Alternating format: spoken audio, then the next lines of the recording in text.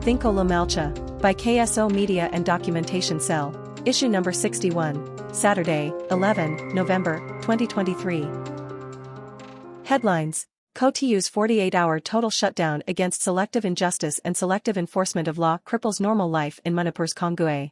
Thousands rally against educational negligence in Lamka. Arambai Tangle goons run the show in Imphal Valley. Biren Singh in complicit with some radical elements, MLA Payalenlo.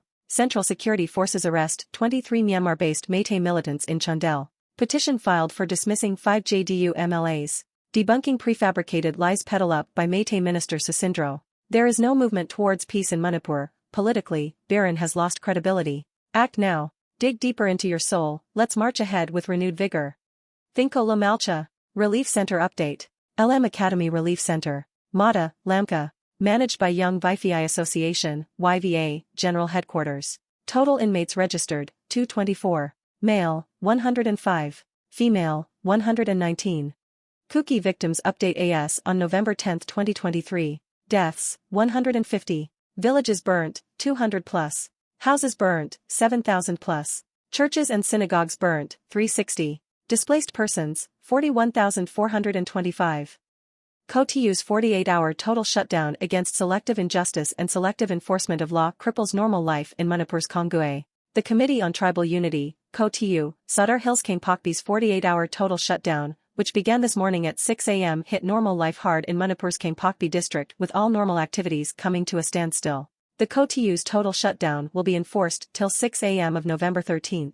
KOTU had announced the total shutdown considering the alleged objectionable events and keeping the sentiments of the public intact, with the sole demand of rationalizing the implementation of law and order for both the Meiteis and the Kukizo. Earlier in the day, the Kukizo people, as part of their mass movement, held a massive rally at Kangpokpi district headquarters and demonstration in front of the SP Kangpokpi office, where they demonstrated the whole night till this morning until the total shutdown began at 6:00 a.m. Later, thousands of Kukizo people, mostly women across the district, congregated at Kangpokpi town and Gamjafai and strictly enforced the total shutdown. All shops, business establishments, and educational institutions across the district remained closed while the vehicular movement came to a standstill along the National Highway 2. Emergency services, press, and KOTU units which are exempted from the purview of the shutdown were only allowed to pass along the highway. Strife-torn Manipur's Kangpokpi district has been back to a burning situation after the Kukizo intensified their mass movement protesting the alleged selective injustice and selective enforcement of the law by N. Biren Singh's led Manipur government as it intensified their demand for the release of the 2 Kukizo individuals arrested by Manipur police. KOTU's decision to impose a 48-hour total shutdown was taken in an emergency late Friday midnight meeting with all of its units departments, and various civil society organizations at Kangpokpi district headquarters following intense pressure from the public. KOTU's media cell stated that the Kukizo community is seriously disturbed by the selective injustice through discriminatory enforcement of law and order. It alleged that the display of anarchy by terror groups such as Arambai Tangle in the public sphere and the inaction of the state police in apprehending those outfits, the looting of church offerings in Kukizo villages, the attempt to resettle only the displaced Meiteis in Kukizo areas, the biased security deployment for harvesting, and the brutal killings of innocent Kukizo civilians with the support of the state have affirmed that the law and order are apparently one-sided. KOTU further stated that in case of negligence and inattention to our legitimate demands, the future course of action will be determined by the committee in consultation with the public. Thousands rally against educational negligence in Lamka. Thousands of students marched on the streets of Lamka, Churachandpur, on Saturday during a rally against educational negligence, protesting against the discrimination of Kukizo students in Manipur. Students from various educational institute and coaching centers within the district congregated at Lamka public ground and marched till Mini Secretariat Complex, Tabong, Churachandpur, raising various slogans against the government for the glaring educational disparity and the consequent negligence on the part of the state, where the conflict has rendered thousands of tribal students unable to resume their classes. All forms of remedial measures in catering to Kukizo students' interest are still pending, while months have passed since these students are left with no respite, Joint Students' Body, JSB, Lamka said in statement issued today. While students from all kinds of fields had their careers on hold, and at a time where job seekers have to travel to far-off centers irrespective of the cost on their pockets, students of the Kukizo ethnic tribes felt neglected at the slow pace of the state to adequately address their plight. The rally thus is a demonstration of the students' frustration and a culmination of their disorientation, a sign of protest against a partisan state which only promotes Meitei interests while neglecting the welfare and interests of the Kukizo people and their students. In light of the injustices borne by the Kuki's students, the JSB submitted a memorandum to the Union Home Minister through the Deputy Commissioner which demanded the establishment of a central university, institutes of technical and medical education, timely dispersal of funds and benefits under the tribal ministry to organizations based in the hill districts.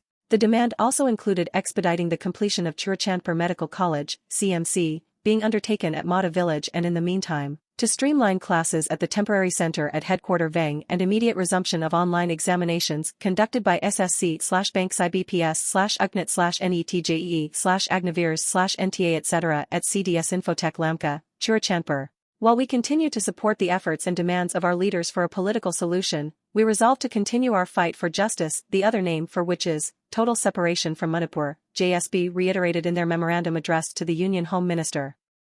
Arambai Tangle goons run the show in Imphal Valley. The Imphal Valley has no longer a proper mechanism of administration in place as the Arambai Tangle goons run the show, killing, terrorizing people at will and reprimanding anyone speaking against them with severity. The notorious Arambai Tangles are roaming freely in Imphal Valley, openly flaunting their looted weapons, and the law enforcement agency seems muted for taking action against them. As per the India Army and National Investigation Agency, reimposition of AFSPA in valley districts of Manipur is an urgent need as the state and national security is under threat. But, the government of Manipur declared the Meiteis-dominated districts as non-disturbed area recently. Today, one can witness the Meitei terror groups branding with their looted sophisticated arms in full combat in front of the city convention, Imphal, just about 300 meters away from the CM bungalow and state police headquarters. The open declaration of war against the Kukis by the Arambai Tangles chief and inaction of the state government and the national agency is a clear manifestation of government involvement in the ongoing ethnic crisis.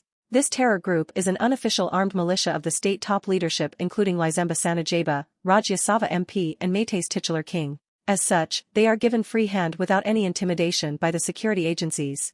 Imphal Valley thus becomes a safe haven for these terror groups. Biren Singh in complicit with some radical elements, MLA Payalenlo. Manipur BJP MLA Payalenlo Haokip today said that his chief minister Biren Singh was in complicity with some radical elements and that Biren Singh seems to allow those very few radical elements to wreak havoc. Haokip has gone as far as demanding a change in leadership, his move being viewed as an open revolt against the chief minister. The chief minister should quit.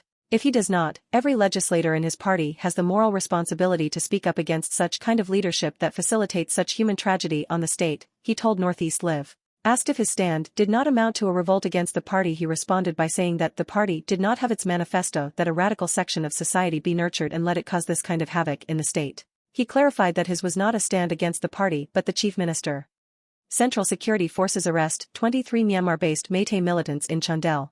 At least 23 Meitei militants based in Myanmar were captured by the Central Security Forces on Thursday after the militants tried to infiltrate into the Indian territory from Myanmar. As per sources, the arrested Meitei militants were said to be active members from the banned People's Revolutionary Party of Kangli Pak, PRI-PAK, and United National Liberation Front, UNLF, groups. 14 of the 23 captured militants belong to PRI-PAK while 9 belongs to UNLF. Sources said that the militants along with Myanmar junta soldiers and family members escaped towards Indian border in New Samtal area of Manipur's Chandel district after the Democratic Alliance Army, DAA, overrun the junta's camps in Kampat, Watak, and Panthar, Panda, in TMU district Myanmar and tried to cross over Indian territory in general area of Ivamjang village, Chandel district. The Democratic Alliance Army including Kia, PDF, ABSDF, CNDF, RCDF had been attacking the camps of Myanmar Army and its militia group Payu Sa-Ti in Panda, Kanan section of Asian Highway in TAMU district Myanmar since November 3. On November 7 at around 10 a.m., the DAA overrun the junta's camps and captured the stations of junta soldiers and its militia groups in Kampat, Watak, Panthar and others. It was also reported that 4 members of DAA got killed during the incident and several others sustained injuries while DAA captured 10 junta soldiers alive. Following the incident, many junta soldiers fled for their lives while some of them fled towards the Indian border along with the Meitei militants. Petition filed for dismissing 5 JDU MLAs. Janata Dal United Manipur Secretary-General M. Dhirendra Singh has filed a petition in the High Court of Manipur seeking disqualification of 5 JDU MLAs, who had joined the BJP in violation of the 10th schedule of the Constitution of India as no action has been taken by Manipur Legislative Assembly Speaker to an earlier petition filed in this regard. The petition submitted by Advocate Ajoy Pibam mentioned that Dhirendra had filed a disqualification petition to the respondent, Manipur Legislative Assembly Speaker, on January 11, but so far nothing has been done in this regard by the Speaker. Hence, the High Court of Manipur is urged to issue a directive to Manipur Legislative Assembly Speaker for registering the case and conducting the trial. The respondents in the petition filed on November 6 include Manipur Legislative Assembly Speaker Thokchom Satyabrata, Thangmaiband MLA KH Joykisan Singh, Tipamuk MLA Ngursangler Sanate, Jiribam MLA MD Ashabuddin, Wanki MLA Thungajam Arun Kumar and Chirachandpur MLA LM Kot. The petition appealed to disqualify the 5 MLAs under 10th Schedule Article 191, 1, and Para 2, 1, and under Manipur Legislative Assembly Member Rule No. 6, disqualification on the ground of defection, Rules 1986.it also cited the order of Supreme Court of India passed on October 30 in connection with a writ petition, and contended that in the light of the Supreme Court order, 5 JDU MLAs who had announced merger with BJP on September 1, 2022 must be dismissed within 2 months. The petition has been accepted by the High Court and set December 13 for the next hearing. Debunking prefabricated lies peddled up by Meitei Minister Sasindro. CAF and PD Minister L. Sasindro Meitei had said that 5,000,000 to 7,000,000 Burmese Kukis have intruded into Manipur and claimed that the ongoing violence in Manipur was instigated by the Kuki narco-terrorists coming from Myanmar, who had opposed the Manipur government's drive against poppy plantations, thereby preventing them from indulging in illicit drug businesses. He made the statement during a program held at a relief camp set up at the Farmers' Hostel of Veterinary and Animal Husbandry Services at Porumput on November 8. However, the statement itself is devoid of any facts and the minister is simply making mere allegations without any substantial proof. The fact of the matter is that according to the 1881 census, the population of Kukis was 25,384, which accounted for 11.48% of the state's population. In the 1951 census, the Kuki population rose to 81,379, accounting for 14.06% of the state population, and in 2011, the Kuki population was 448,214, which is 15.6% of Manipur's population. If one is to go by Sasindro's statement, a bulk of the Kuki population is an intruder, which itself is devoid of any facts.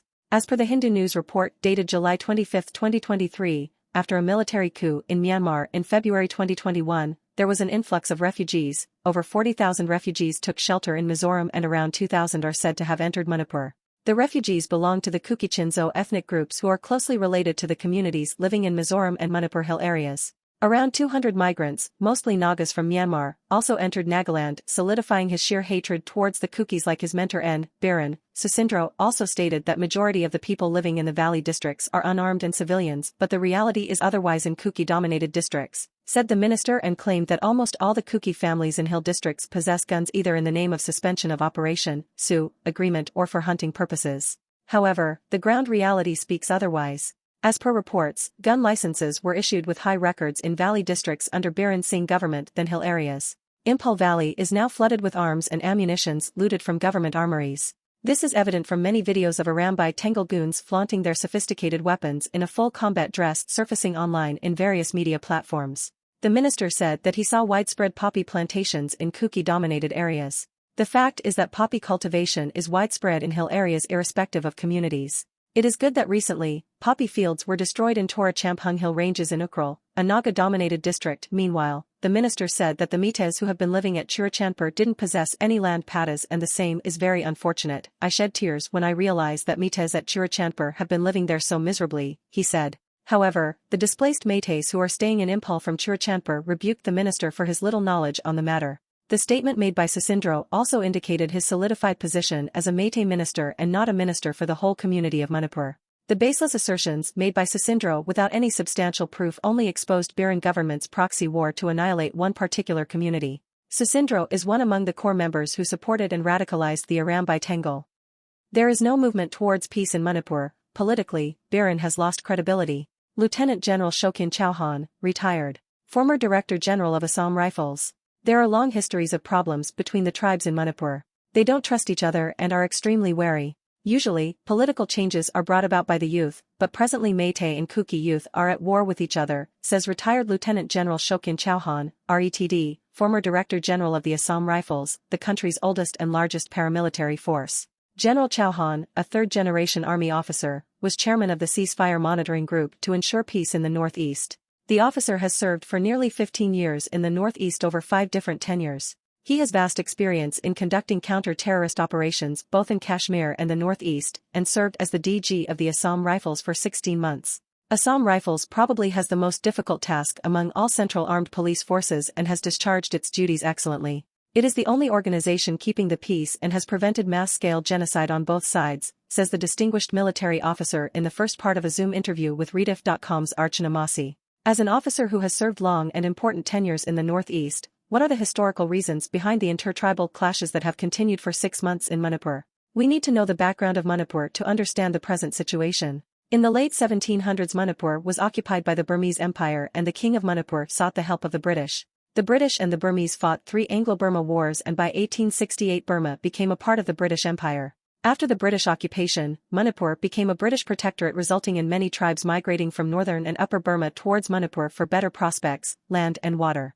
The Meitei king and the people had to learn to share the land with the migrants who arrived during the 17th, 18th, 19th and 20th centuries. Post-independence, Manipur came to be inhabited by 3 main tribes: Meitei, which are about 54% to 55%, Nagas and Kukis, the latter were about 14% during independence and maybe are 16% to 17% presently. There has been no survey done, since 2011, to indicate the exact numbers. What are the main issues and misgivings between the Meitei and Kukis? Every flashpoint in the Northeast revolves around 3 main issues. 1. Land. Tribal land in the Northeast is in the hand of tribal societies. This is stated in Article 371, A, B, C, D of the Constitution. In Manipur, in accordance with these special provisions, the Nagas and Kukis own the land in the hills where they live, while the Meiteis own the land in the valley. All the tribes in the Northeast are designated as scheduled tribes. However, the scheduled caste status was not given to the Meiteis. This could either be because they didn't want it in 1947 to 1948, or because they were better off than the rest of the people. But over the last 20-odd years, the Meiteis feel that they have been cheated of the scheduled caste status, which would in turn have helped in securing government jobs and also give them access to tribal lands. 2. Political power. The Meiteis are the most populous and dominant community. Except the brief period of Rishang Kashing, who was a Thingkho Naga, Meitei chief ministers have always headed the state government. Since Kukis had the status of scheduled tribes, they got reservations in state jobs and as a result, moved up the ladder in the police and state administration. This also enabled Kukis to move from the hills towards the valley. 3. Cultural identity. The Kukis came to Manipur only in the last 3 centuries, though they say that some Kukis fought for the Raja of Manipur in the 15th and 16th centuries, but the fact is that the majority of the Kukis came to the state in the last 300 years. They have not been accepted in society because Meiteis feel that they have come in later and didn't deserve the land they made their own. All issues in Manipur and the Northeast originate from land, cultural identity, and political power. That is the root problem between the Meiteis and Kukis. The Kukis had also settled in Ukral, which is claimed by the Thingkho Nagas. I was a young company commander posted there in the late 1980s. We were protecting the few Kuki villages because the Thingkho Nagas had declared war on them. What is different about the problem this time as compared to tribal feuds of the past? What were the immediate triggers for the intertribal clashes? The immediate conflagration was on April 24 when the chief minister wanted to inaugurate an open gym in Churachandpur and there was disturbance in the valley. Subsequently, on May 3 to 4, assailants set fire to the Anglo-Kuki Memorial, which is sacred and commemorates the Kukis who fought against the British before the First World War. This incident added fuel to an already incensed crowd and created mayhem in the state. The Meiteis feel that they are going to lose out on political power one day, which is incorrect because they are 54% to 55% of the population, but sometimes people are manipulated by politicians who make them insecure because that's the only way to get political support. Secondly, like I said, as per the constitution, those tribal lands are not available because the tribal societies own it and there was a push from the state government to declare certain areas as reserved forests that would have edged the Kukis out. Why is there no resolution to the current problem that is seeing recurring violence over the past 6 months? There are long histories of problems between the tribes. The different tribes and communities don't trust each other. They have been brought up on tales that have widened the divide and are extremely wary of each other. They live in separate areas. Since the Meiteis are the dominant tribe, Kukis feel that they were being pushed out. Why is there no end to this violence that has taken nearly 180 lives? The violence can't end till the people from both societies get together and decide to end this violence. Meitei and Kuki elders must sit together and say, let's end this violence. Usually, political changes are brought about by the youth, but presently Meitei and Kuki youth are at war with each other. Unfortunately, I don't see any movement towards peace. Politically, the Biren Singh government has lost credibility amongst the Kukis and the Kukis are not going to listen to him. The situation on the ground has to change to give peace a chance. As former Director General of the Assam Rifles, what are your thoughts about the challenges faced by the Assam Rifles in the last 6 months in Manipur? Let me put it on record that the Assam Rifles is probably the best fighting force in the country today and equals any Indian Army unit in its capability. We have deployed the Assam Rifles extensively in Kashmir. They have also served in Sri Lanka and conducted successful operations against the LTTE in their areas of operations. They are an extremely experienced organization. The Assam Rifles has discharged its duties excellently and is the only organization keeping the peace. It has prevented mass-scale genocide on both sides and stopped many revenge operations. The force is deployed in the northeast, but it recruits personnel from different castes, communities from the entire country at the same percentages as the recruits of the Indian Army. It probably has the most difficult task among all central armed police forces and they have done it with a smile. Assam Rifles probably has the most difficult task among all central armed police forces and they have done it with a smile. Source, readif.com. Act now. Dig deeper into your soul, let's march ahead with renewed vigor. Greetings and wish you a good weekend. Let us keep in mind that when God seems to be the farthest He is standing just beside us, the turmoil and the mayhem, the sufferings we have faced and endured with power and resilience till today and have entered with into the 7th is already history.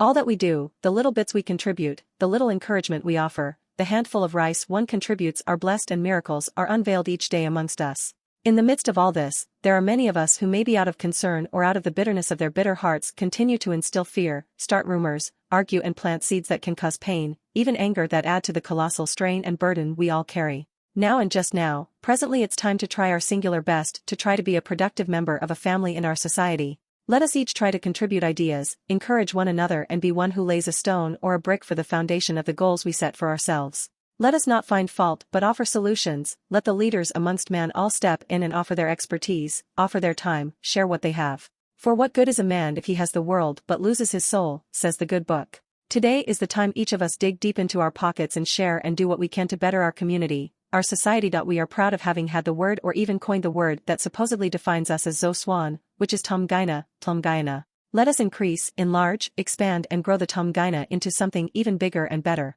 Now is the time to use and practice what we all harped about and preached in any form or format, even in the littlest way. Park your goodwill, park your money, park your investments, park your dreams in Pupa Zogam, and God is canvassing for us to start building so that He can and will bless us manifold. This weekend post a week of solidarity and post 6 long months of oneness and solidarity. Post the Tlumgaina of many of our neighbors from various communities, various groups in the country and around the world. Let us girth our loins. Tachapa. Let's renew ourselves, our spirit and achieve our goals, for God has promised us that. Please let us not waste our precious time bickering and leeching against one another, angry at a mobile number and fuming at someone, something which drains you and drains our resources. Do what you can to volunteer, pick up the broom, clean your front yard, donate, encourage, motivate, inspire a smile in the little child who is in stress and in his or her own way suffered the consequences of what's happening today. Act now. Give now. Reform and renew yourselves. What are the things you did for our society the past 6 months? What more will you do? God is with us, who can be against us? Have a blessed weekend. Keep hope alive. Dr. C. Thangzing.